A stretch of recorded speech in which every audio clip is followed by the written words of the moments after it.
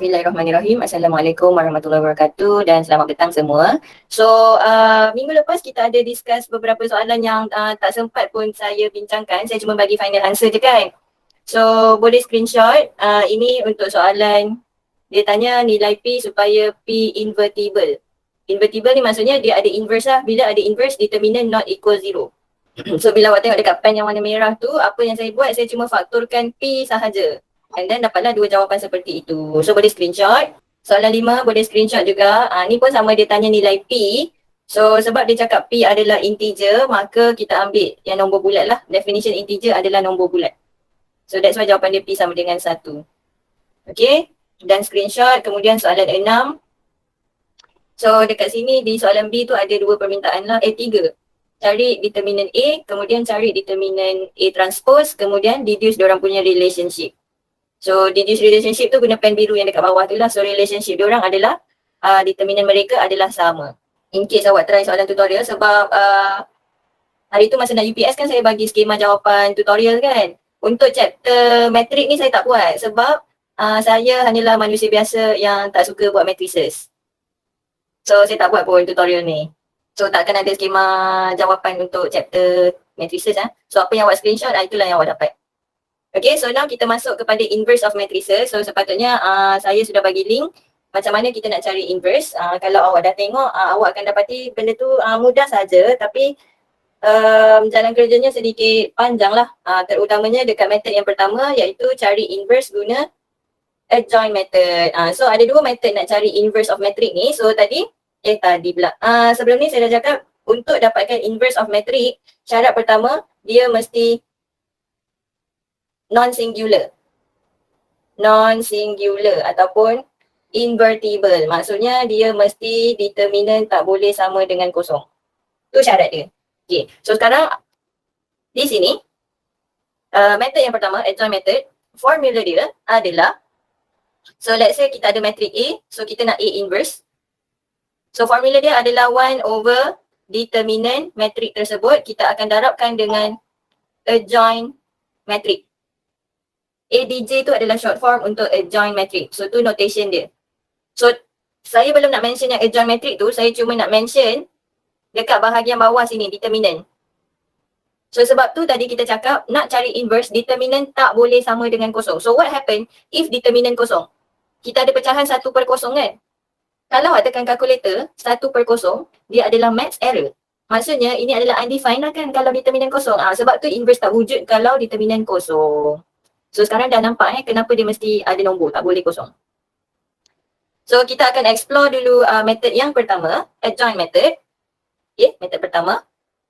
So what is adjoint matrix? So basically adjoint matrix, notation dia macam tadi saya tunjuk, notation dia adalah ADJ dan kurungan lah. So dalam kurungan ni kita letaklah matrik apa yang kita sedang bekerja. Contoh kalau kita bekerja dengan matrik A, kita letaklah matrik A. Kalau matrik tu tak ada nama, tak ada label, awak label lah sendiri matrik tu nak matrik apa. So kalau A, adjoint A lah, macam tu. Sebut dia adjoint A. Tulis dia ADJ kurungan A. So macam mana kita nak obtain matrik ni? So yang pertama daripada matrik yang kita ada tu, so dia akan bagi satu matrik A contohnya. So daripada situ kita akan cari kita punya cofactor matrix. Okay, so untuk cofactor matrix ni saya suka tuliskan dia cof A. Macam tu. Cofactor matrix untuk A lah. Dan kemudian step yang kedua, lepas kita dah settle buat cofactor matrix tu, kita akan transposekan cofactor matrix tersebut. So transpose kita punya cofactor matrix A. Meaning kita punya adjoint untuk A adalah kita punya cofactor matrix yang ditransposekan. Nampak kat situ ada kuasa T. Maksudnya itu dia kena transpose. Transpose tu apa? Kita belajar last week. Transpose tu bila mana kita exchange row dengan column. So yang melintang akan jadi menegak. Ataupun yang menegak akan jadi melintang. Okay, so kita pergi ke next slide. So di sini sedikit peringatan. Imbas kembali minggu lepas, saya ada cerita pasal cofactor matrix ni dan saya buat bentuk ni. Highlight biru ni. Dan nampak kita punya negative sign ada di bahagian diamond. So negative sign ni datang daripada mana? Datang daripada sini. Formula negative 1 kuasa I tambah J. So negative 1 ni, uniknya dia, kalau dia kuasa genap, dia akan jadi positif. positif 1 lah. And then kalau negatif 1 ni kuasa ganjil, dia akan jadi negatif 1. Sebab 1 kuasa apa-apa pun dia tetap 1 kan. So kalau negatif 1 ceritanya lain. Ceritanya macam ni. So sebab tu dekat kawasan yang bila ditambah dapat nombor ganjil, contoh ni 1 tambah 2, 3, 2 tambah 1, 3, 3 tambah 2, 5, 2 tambah 3, 5. Sebab tu dia akan dapat ada negatif dekat depan dia. Kalau awak kira yang tempat yang lain itu semua genap. So sebab tu dia positif. Okay, so tu logiknya lah. So ini adalah cofactor matrix kita. Dan M tu apa?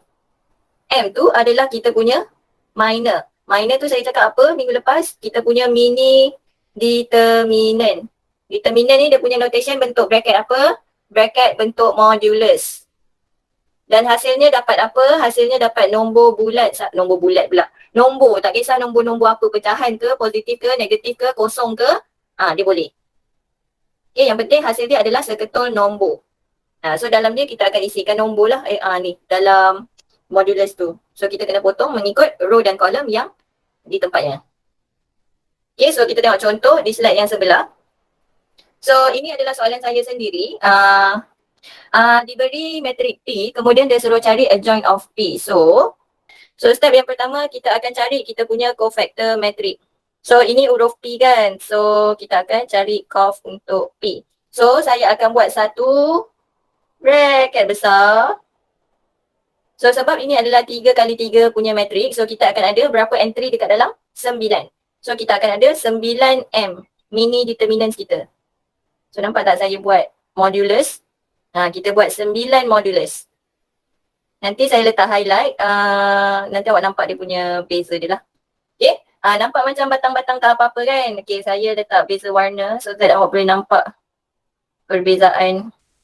So nampaknya sekarang lokasi dia dan negatif berada di tempat diamond. So saya guna pen merah untuk letak negatif.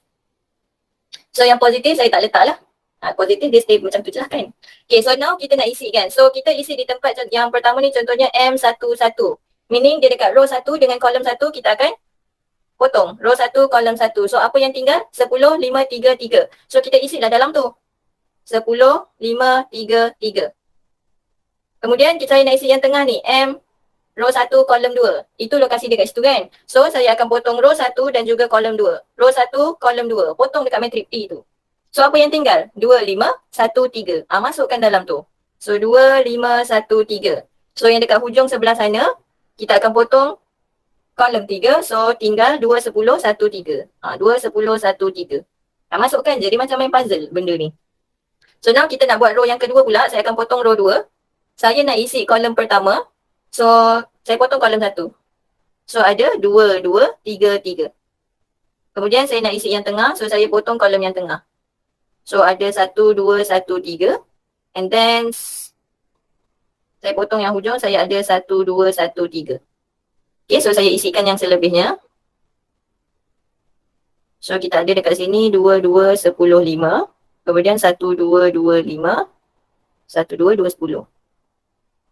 Okay, so masa dekat sini kena berhati-hatilah sebab kadang-kadang ada orang tutup pakai jari dia gemuk lah. Ada orang tutup pakai pen, tersalah tutup lah, tersalah tengok lah. So yang kat sini kena berhati-hatilah.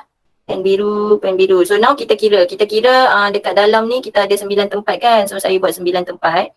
Okay, so now kita akan isi tempat-tempat ni, kita kira. So bila kita kira, always start dengan, saya dah banyak kali pesan, always start dengan diagonal.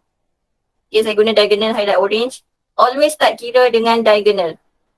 Saya highlightkan terus supaya kita sentiasa ingat. So 30 tolak 15. Nak terus congak pun boleh, no problem. So untuk yang kedua ni kita ada negatif 6 tolak 5. Kemudian kita ada 6 tolak 10. Negatif 6 tolak 6. Kemudian 3 tolak 2. Negatif 3 tolak 2. So ni cuma sifir je lah. Cuma jangan terconfuse lah bila 3 darab 2 tu 6 bukannya 5 contohnya. Terconfuse tambah dengan darab. Sebab saya pun macam tu juga. 10 tolak 20. Negatif 5 tolak 4. And then 10 tolak 4. So selesaikan kita akan ada 15, negatif 1, negatif 4. Kosong, 1, negatif 1, negatif 10. And then negatif 1, 6. 15, negatif 1, negatif 4, kosong 1, negatif 1, negatif 10, negatif 1, 6. Okay, so this is our cofactor matrix untuk P. Akan tetapi ini bukan adjoint. Untuk dapatkan adjoint adalah cofactor matrix yang kita transposkan. So kita transposkan hasil yang kita dapat tadi, baris yang pertama, row pertama akan jadi kolom 1. So kita ada 15, negatif 1, negatif 4. Kemudian 0, 1, negatif 1 akan jadi kolom 2. Kemudian negatif 10, negatif 1, 6. Okay, so dekat tepi ni adalah kita punya adjoin lah. Sebab tu saya cakap tadi, method ni adalah method yang paling senang, tapi jalan kerja dia panjang. Panjang dan menyusahkan. Banyak sangat benda nak kira. Okay, so itu adalah kita punya adjoin P. So next, hence, find inverse of matrix P. So bila soalan cakap hence, ni saya create sendiri soalan ni. Bila dia cakap hence, mesti guna previous answer. Jangan kira adjoin lagi sekali. Gunakan jawapan yang kita dah ada sebelum ni tadi. So adjoin yang kita jumpa tadi, saya tuliskan kat tepi, adjoin P yang kita jumpa tadi adalah 15, negatif 1, negatif 4, 0, 1, negatif 1, negatif 10, negatif 1, 6. So ni adjoin kita tadi. Dan formula untuk inverse, nak cari P inverse adalah 1 per determinant darab adjoin. So adjoin P kita dah ada. Yang tak ada, determinant. Determinant kita belum cari lagi. Maka kita kena cari kita punya determinant. So saya guna pen warna biru untuk cari determinant. So saya akan expand dekat row yang pertama. So row pertama dia punya positif dekat macam ni and then negatif dekat bahagian diamond. So first row adalah positif, negatif, positif. So saya letak dulu positif, negatif, positif. Lepas tu ambil dia punya elemen which is 1, 2, 2. Kita letakkan 1, 2, 2. Kemudian mini determinant. So now kita isilah. Kita untuk yang pertama kita potong kolom 1. So kita ada 10, 5, 3, 3. So determinant untuk yang tempat kedua ni kita potong kolom yang tengah sini. So kita ada 2, 5, 1, 3. And then potong kolom ketiga. So kita ada 2, 10, 1, 3. And then kita selesaikan saja. 1 kita ada 30 tolak 15 tolak 2. Ingat always start kira dengan dia punya diagonal. Kita ada 6 tolak 5 tambah 2, 6 tolak 10. So terus tekan kalkulator semua benda start daripada 1 sehinggalah tutup bracket 6 tolak 10 tu masuk je terus dalam kalkulator. Satu kali kira terus. So awak akan dapat jawapan dia 5. So now kita dah ada determinant. So bolehlah kita masukkan dalam formula inverse. Okay, so formula inverse saya pakai warna hijau. So saya akan ada 1 per 5. And then darab dengan adjoin P yang mana kita transposkan cofactor tadi. So kita ada 15, 0, negatif 10, negatif 1, 1, negatif 1, negatif 4, negatif 1, 6. So jangan tinggalkan jawapan macam ni dia mesti darab masuk. So saya tulis nota dekat sini. Mesti darab masuk. So kita akan dapat jawapan 3, 0, negatif 2. Negatif 1 per 5, 1 per 5, negatif 1 per 5. And then negatif 4 per 5, negatif 1 per 5, 6 per 5. So nanti kan dapat dalam bentuk pecahan kan. So kalau pecahan tu boleh dikecilkan, kecilkan dia. Jawapan mesti dalam bentuk yang paling simple. So ini soalan ni baguslah sebab dia tanya step by step. So ini adalah soalan tutorial questions yang ada dekat board Telegram tu. Soalan dia bagi matrik R. Kemudian step pertama dia suruh cari determinant. And then step kedua dia suruh cari adjoint matrik. Ni saya cancel soalan depan ni. So dia nak adjoint matrik. Kemudian soalan ketiga dia minta inverse. Soalan ni nampak tak dia build up one by one. So dia memudahkan kerja awak lah. Kalau terlupa at least dah ada steps dia dekat sini. Okay. So try buat soalan ni. Jawapan dia determinant R adalah 6. And then adjoint R adalah 16, negatif 5, negatif 7. Ada juga dekat belakang jawapan dia. Lol. Tak apalah saya tuliskan. Negatif 14, 4, 8. So ni adjoint matriknya and then bila kira inverse and just ikut formula lah. So R inverse adalah 1 over modulus R darab dengan adjoint R. So adjoint R adalah cofactor yang sudah ditranspose. So basically ini kita dah siap transpose lah. Itu jawapan untuk B. Method yang kedua. So method yang kedua ni adalah method yang paling senang nak cari inverse. Okay. So dengan syarat bila kita darabkan dua matrik tu dia akan dapat somewhat dalam bentuk identity. So ingat kembali identity adalah, so matrik identity adalah semua tempat kosong kecuali di bahagian diagonal. And then tempat yang lain kosong. Sekarang ni kita bekerja dengan 3 kali 3 punya matrik kan. So ada 9 entry macam ni lah. So itu adalah identity matrik. K ni apa? K ni adalah nombor. Nombor yang tak kisah nombor apa pun. Tak kisahlah dia positif ke, dia negatif ke, dia pecahan ke, no problem. Yang penting dia bukan kosong. Kalau kosong tak ada makna dah soalan ni. Okay, so kita tengok contoh dia. Belum contoh lagi, saya nak explain. Okay, so contoh kalau kita ada AB sama dengan KI.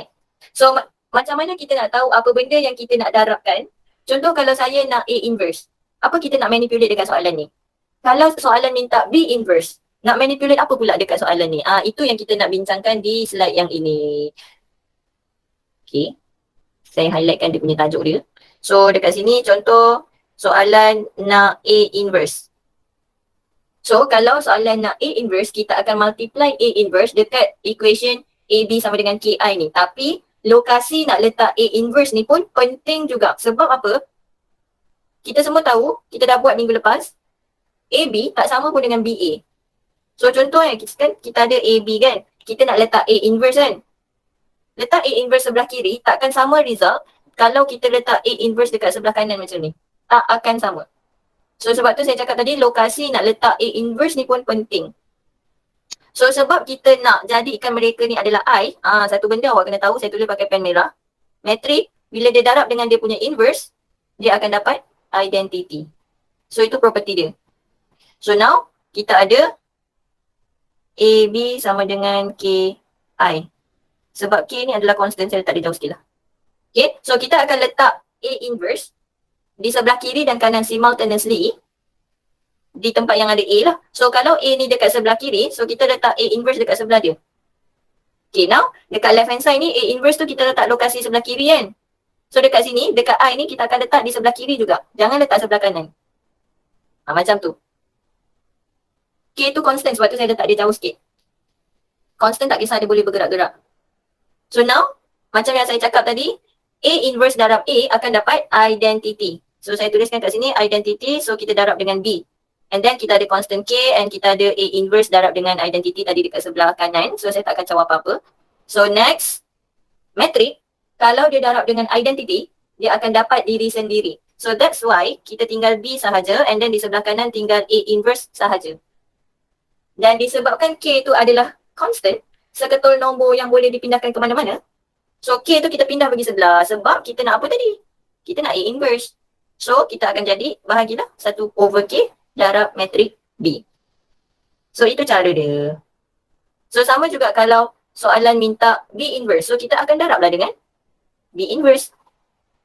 So kita ada AB sama dengan constant, saya letak jauh sikit, metrik I. So sebab kita nak darab dengan B inverse, kita letaklah dekat sebelah B. Nah, so sebab kita letak sebelah kanan, so dekat I ni kita akan letak di sebelah kanan juga. Macam ni. So B inverse akan jadi I. Sama dengan K I darab B inverse. So metrik jika darab dengan I, identity akan dapat diri dia sendiri. So saya susun je lah, kita nak B inverse. So saya ada 1 over K darab dengan metrik A. Okay, so sebab tu saya cakap ini adalah yang paling mudah lah. Biasanya soalan akan suruh darabkan dahulu. Nampak je soalan pattern tu, automatik kita terus tahu dia adalah method ni nak cari inverse. Bukan guna join tadi. Okay, so kita boleh detect melalui soalan. Contoh soalan ni. So given matrix K and J. So find KJ and hence inverse. So obvious sangat kan. Bila kita darabkan KJ nanti, kita akan dapat something dalam bentuk identity. Lepas tu kita akan pusing-pusing untuk dapatkan dia punya inverse. Tapi soalan ni dia pelik sebab bila saya darabkan K dengan J, saya tak dapat dalam bentuk identity pun. Saya tak pastilah saya salah kira ke apa kan. Tapi tak dapat lah. Contoh bila kita darabkan soalan macam ni, kita boleh automatik tahu yang semua tempat akan dapat kosong kecuali di bahagian diagonal. So saya ada 1, 2, 1, 2, 1, 2, 1, 2, 2. Tadi masa saya buat seorang-seorang, tak dapat. Cuba kalau saya buat dengan korang pula, mana dah tahu dapat. So kita darabkan ada 9 tempat. 1, 2, 3, 4, 5, 6, 7, 8, 9. So saya nak bekerja dengan row yang pertama dulu.